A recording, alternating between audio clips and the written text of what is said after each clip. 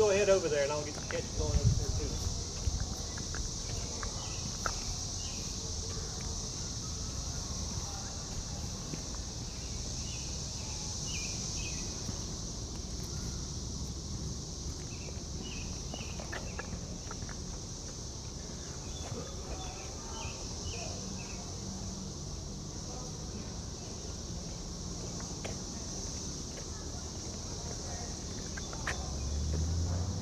Now this slab of rock was a mount for a steam engine that pulled a building that had a grist mill to grind corn and to grind wheat into flour, and sawmill to saw logs up into lumber.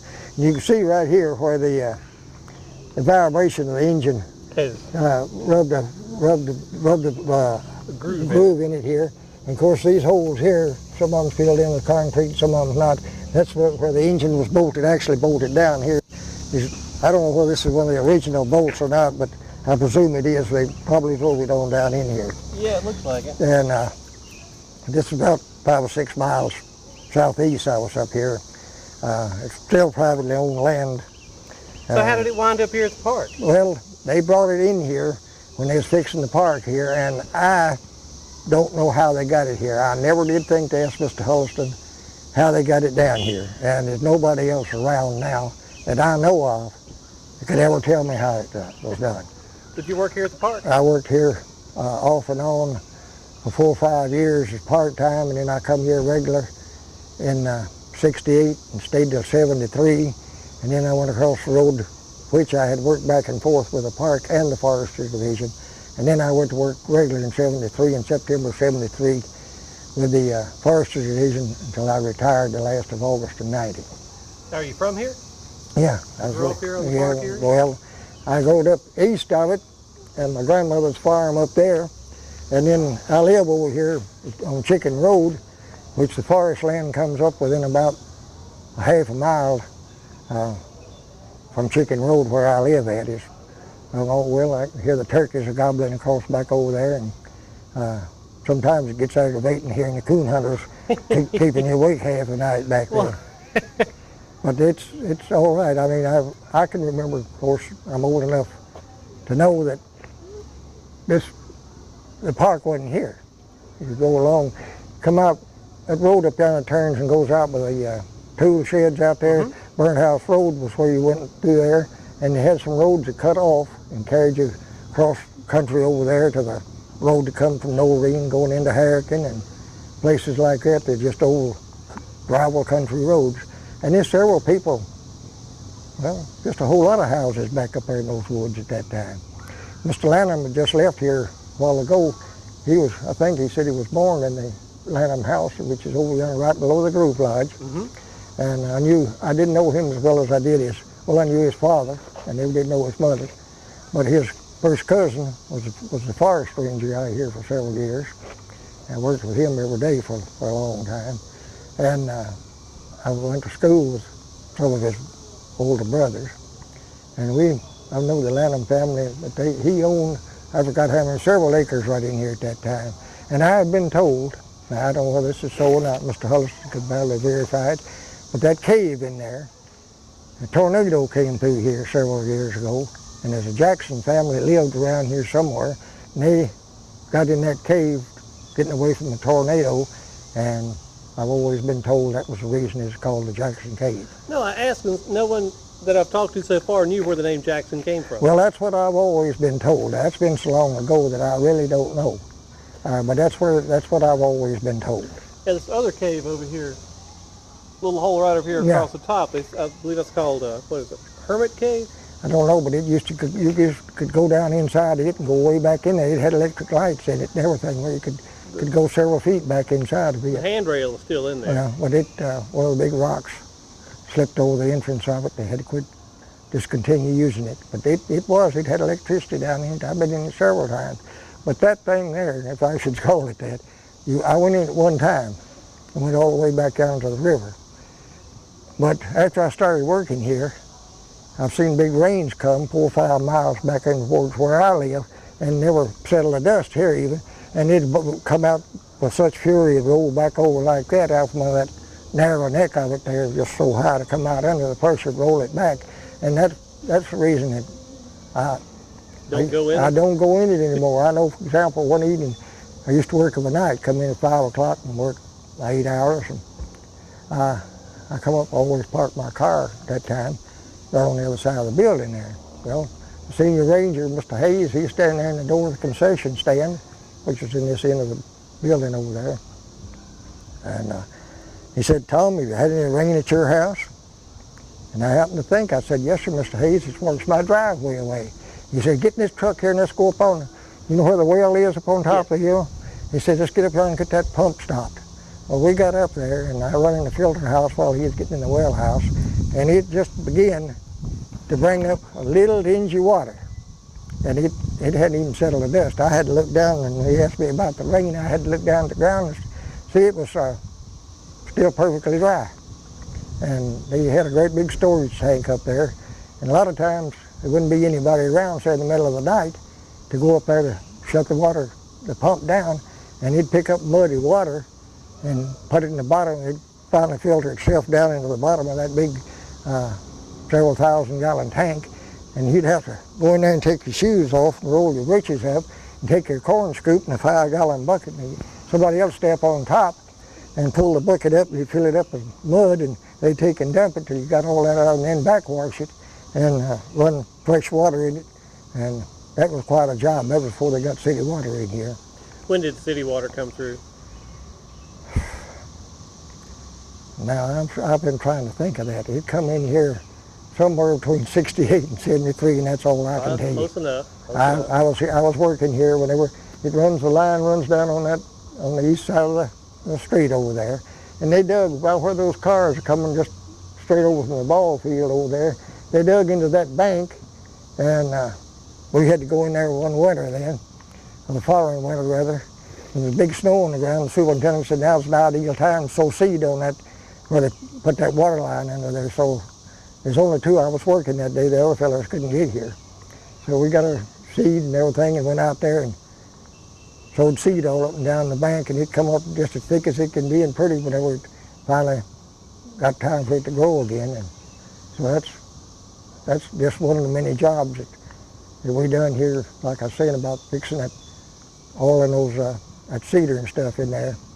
And were you around when they were building these? So you were passing through I just passing through once in a while. I don't remember much about it. I was back in 1937 and 8 and along there. Of course, that marker on the front, that concrete block in there with a time capsule inside of it. Oh, really? It was put there in 1937. You know when it's supposed to be opened? Well, I don't know whether it's 50 for 100 years, I presume. Well, let's go in there and crack it open now and see what's in it. Well, they're supposed to be. Now, I've been told. I wasn't there when he put it in there, but Mr. Lanham was working here. This fellow, Ranger Lanham, that I worked with out here, his father was working here when they put it in there, and it's got a newspaper and some records, and I really don't know what else is in there. That's just hearsay of what somebody else has told me. The rock that we see the building's made of, you say they were quarried locally or brought in? Yes, they're local rocks. Now that building down there, I speak it out whenever they chisel those rocks out. Most of these rocks here, I'll say 95% of them, are old chimney rocks from the old homesteads from here. the houses, oh, okay. In the forest, just like that red cedar is. And the red cedar inside for the ceiling and walls are from the tear down of the houses. Right. Mm-hmm. Yeah, now this, gosh knows I could take you on a trip up this way and over this way and all around on this west side of the highway where the forestry division's got land out there. I never did know too much about it till I went to working in there.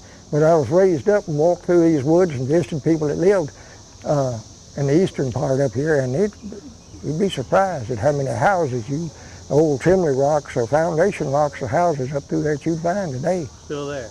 Yeah. I may take you up on this. And Miss Sloan and them that you interviewed here, they lived at 2 different places over there. They lived at what we call the Mr. Sam Drennan place when they first moved down here from Greenvale. Mr. Sloan went to work here in the forest, or in the park rather, here with Mr. Holliston. Raid the roads and take care of them, whatever needed to be done. And then they moved out from there over to the corner Burned House Road and the Cedars Trail to what we always call the old pardon place. The government sort of rebuilt it and put a new garage and smokehouse, and first one thing then another they fixed. I see that one and the Harris house and the Sanders house on this side of the road I know, and finally all of a sudden, wham bam, they went tearing all that stuff down. There's not a building standing in this entire forest area of the park here that where people live. That of course, you know, the rangers and the superintendent lives here in the houses here, but out in the forest there's not a house standing anywhere.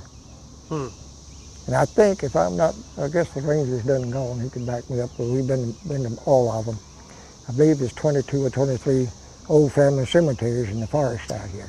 Well, one of the other families was telling me that it's just grown up and they're not accessible, or just not. You just have to walk to 90% of them. You have to walk to them, and I'm surprised that. Well, most of them circled, or most of them don't even have any bought regular tombstone. They just field rocks like those, and you can find the graves because some of them sunk in as much as 2 or 3 feet.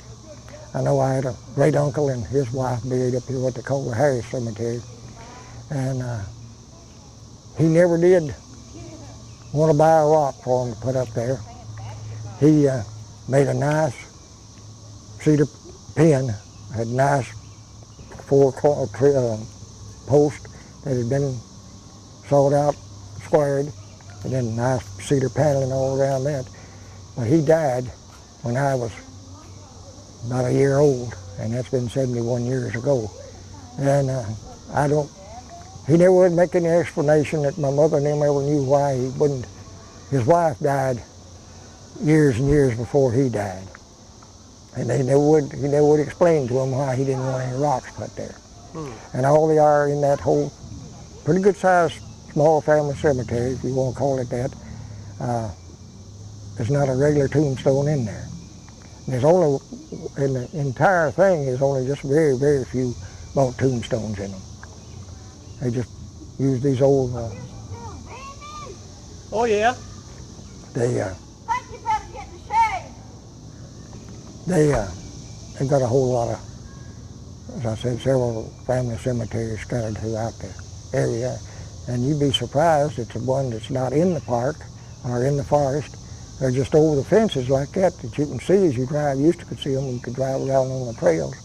And they're all, most of them just got field stones up for markers. Well, there's the park, and you say there's the forestry has a division somewhere close by? Well, this is surrounded by, well, you go out this road here about 1.5 miles or up the main road about 1.5 miles, and that's where forestry starts. Okay. About 9, altogether there's about better than 9,000 acres here. And, the area across the road, you know where the green building is out there? no, I mean across the main road over there. The road goes, is that part of the Cedars Lebanon Park, or is that the forestry division? It's forestry division all on the other side, on the west side of the highway. They got 3,000, about 3,000 or 4,000 acres over there. And they've got what we call the nature area down there. Okay. There's right across the road from the shop out there, there's a marker with a field stone like that. In fact, the old chimney rock came from about 2 miles back up in here. They got a bronze plaque in there, if they haven't tore it out, dedicating it. And the Secretary of Agriculture, Secretary of the Interior, came from Atlanta, Georgia, his assistant did rather, and helped dedicate that thing out there. And there was quite a crowd of dignitaries out there that day, everything except the governor. He was tied up and couldn't get there. But everybody else, the Commissioner of Conservation under the governor there in Nashville, come up, and all the forestry personnel and the senator for Wilson County and representatives from here in Wilson County, and they all came up here, and we had quite a crowd over there. So what have your jobs been as you've worked here? Well, I did a little bit of everything when I worked here. And in fact, in the summertime, I'd work anywhere from 5 o'clock in the afternoon till quitting time, and then I'd come in at 7 o'clock and work till 3 o'clock in the morning. Doing what? Well, cleaning up the buildings if they needed cleaning up, and checking on the buildings, and going, like that building right up there, that restroom's right up there, or the hydrant there by them. See, it wouldn't say goodbye at 11 o'clock after the park was supposed to be closed, that they wouldn't, all the water wasn't running wide open, or flush the commode and checking on everything. And check on everything and see if it's clean. And sometimes I'd have to spend the rest of my time cleaning up one, especially in wet, muddy weather. They'd track in mud and mess up the lavatories and the floor and everything. We had a flood here one Sunday night at almost, of course that's a newer bridge down there now, but it did like about that much of getting up to the bottom of that bridge, that little creek down there did. And sometimes I was just about what you'd say a jack of all trades. Sometimes I'd work in the, I was talking about the concession stand there, sometimes I'd work in it, sometimes I'd run the little store and race to the campers, and so you have done everything. From mowing grass to racing campers here in this park. Do you have any odd stories of people and their antics? Well, no, not really, but that's story that I'm going to tell about why I left here. I had worked back and forth with forestry and here, and riding around out here patrolling the areas and circling around through that parking lot down there, and maybe you drive up on a car with Michigan license or New York license or somewhere, and be 3 or 4 rough-looking men sitting in it. You'd ask, maybe it'd be 12 o'clock, and you'd have to ask them what they were doing and ask them to leave if the park was closed. And things began to get sort of rough about that time, and I got where I just didn't like to drive up to a car full of strangers and get out and expect a bullet to hit me right there at any time. And you never knew what was going to go, because I had all the keys to everything in the park. The park was hanging on my hip there, and they could have took them and went into any of the buildings or went into the store there and blowed the safe, or went out yonder to the office. And the office was there in that corner. They could have blowed the safes in either one of them. And it was time to give someone else the opportunity. I told them I was going to leave them and go to the forestry division. And they said, well, you don't want to go out there. I said, you'll be up half the night anyway. I said, well, when I'm on a big fire somewhere, I ain't afraid of somebody shooting me in the back or in the head or something or other. So I went back to the forestry division, which was very hard work. You get out there on a huge forest fire, and I've gone on a fire 8 o'clock in the morning, still be there at 8 o'clock at night. We had in 1987, east of us up here, we had several bad fires. We'd put out one, go back, come in that night, 9 or 10 o'clock, and somebody called down here 8 o'clock the next morning, always broke out again. But we knew that it wasn't breaking out, because it'd be a long, long ways from one fire to the other. It was being set on us. And we got up there one Saturday morning, and you know where Murfreesburg is over here? Yeah. Well, that night, Saturday night, where they cut off a huge track of red cedar up there, and the brush had died down and really brown. Well, that caught on fire too with us before we could do anything with it. And it went sweeping up through there. I don't know how faster than a man could run, but they could see the light from it in Murfreesburg. That's how big a fire it was throwing up, light it was throwing up. And we got in there, as I said, that morning. Well, come home the next morning, about 8 o'clock. We stayed out all day and all night on it. That ranger, that was forest ranger that was here a while ago, he was up there with me, and he hadn't been working too awful long at that time. But anyway, firefighting's not an easy thing. And on top of that, we had to go, the 2 counties, Sumner and Wilson County, were hooked together at that time under the same boss. And over there in those hills in Sumner County, around Westmoreland and places like that, they'd have some awful bad fires, and about the only thing you could do to them was take a fire rake and get on your, sometimes lay down on your stomach. It'd be so steep and roll over and rake leaves like that. And my biggest fear there was an old big log or something other, or a big rock laying up there, say 100 feet above me, and resting against an old stump, and that stump burning out, and that big rock come tumbling down through there, and that fire roaring, you probably wouldn't ever have heard it in the first place. Well, did it ever happen? No, it Did you never ever did. see it happen? The rock come No, tumbling? It's just I've heard them, but I didn't see them. They'd be maybe 25 or 30 feet away. It's cool out here and 'tis inside. It's hot inside. We had one big log to come down through there, and it was big enough. I don't know what size tree. See that little tree out there, the one that's leaning in over the cave? See the smallest one there back of it? Yeah. It took it out by the roots just like you'd hit it with a dozer. Ooh. And that's what, as I said, that was my greatest fear. If one of them things had come bouncing down through there and you would never see it with all that smoke and fire, it'd curse you to death before you could have moved. I know one of the guys that's working with me, and he's about farthest near those chairs there on beyond me. And the rock broke loose and come tumbling and roaring down through there, and he began to squall, Tom, are you all right? I said, yeah, it missed me by several feet. I said, in fact, I didn't even see it. He said, I was afraid that it hit right on top of you. And sometimes you could see in the ground where they'd come off a bluff and jump over out here and they'd knock a hole in the ground that big. Big old sandstone rocks. It's not any fun to be out there.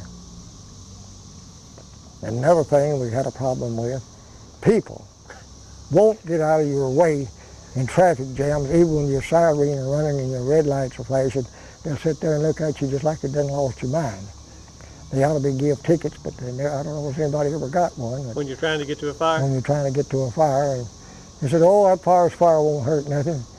Well, they can change their mind. They go see 40, 50 rolls of farmer's winter hay to feed his cattle on, burning up, they change their mind. Yeah, And they changed their mind. we have had, I don't know how many times that I've seen that happen.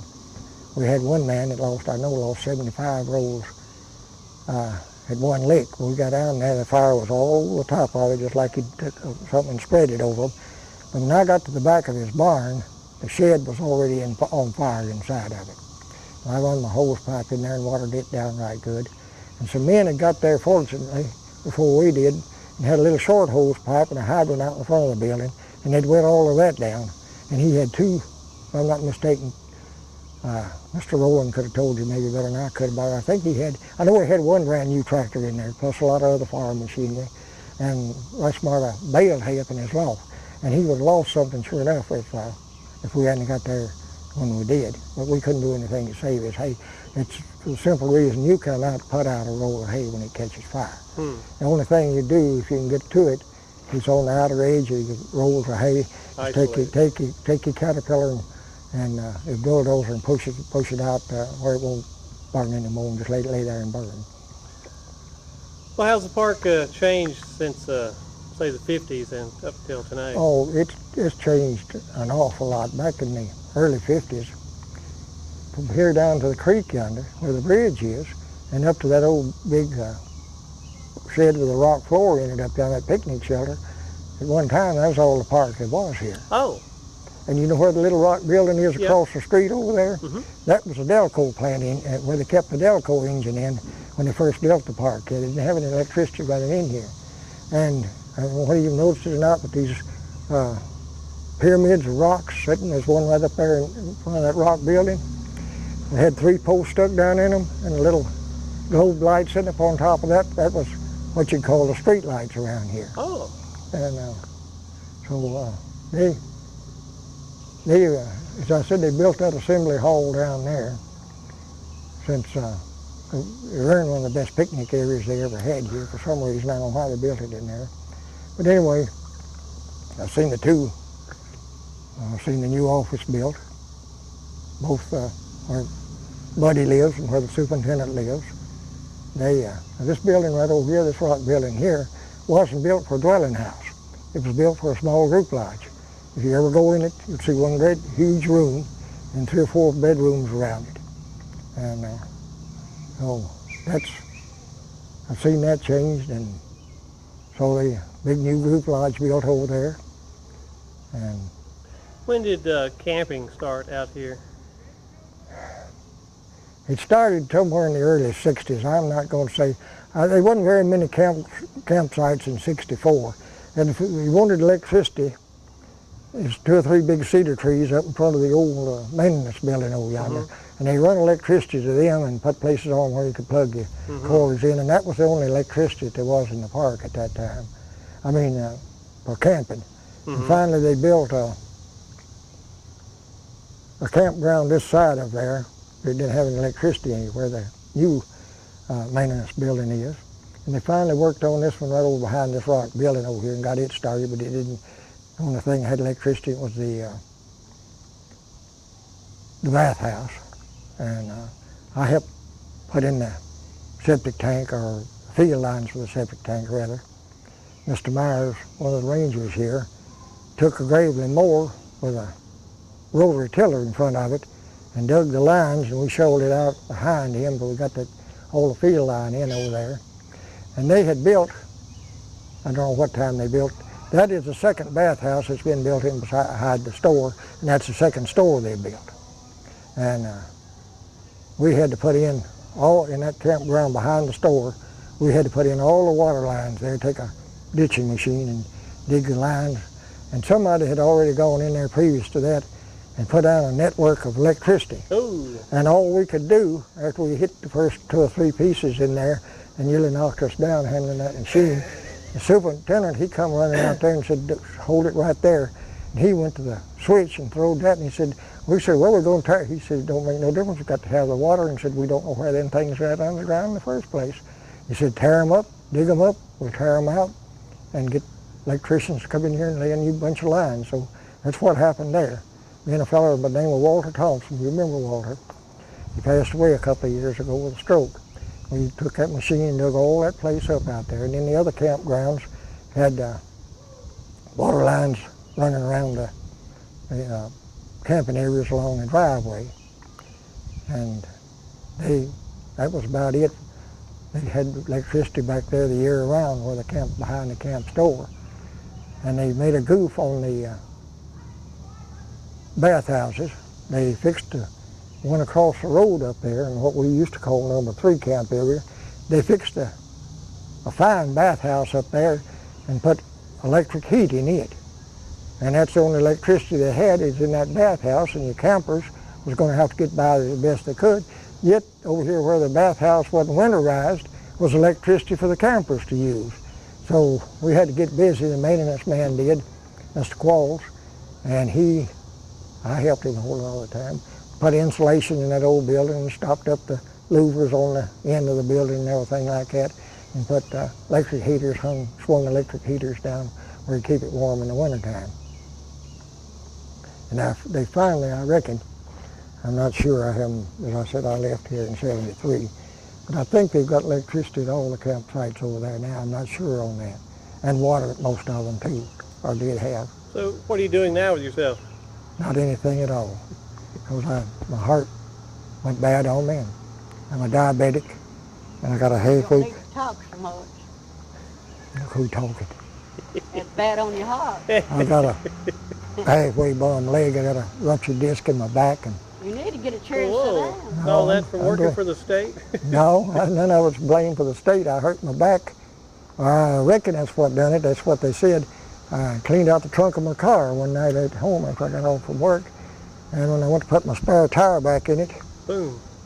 I knew they'd get it in there. Somebody, I don't remember who put it in there for me. They carried me to the VA hospital over here that night, and they x-rayed me and told me what had happened. So Well, how long ago did you retire? in 90. 90. Last day of working day in August of 90. Huh. Well, Yeah. thank you for chatting with me. I think we've got some of your story on video. Well, I enjoyed it. Thank you.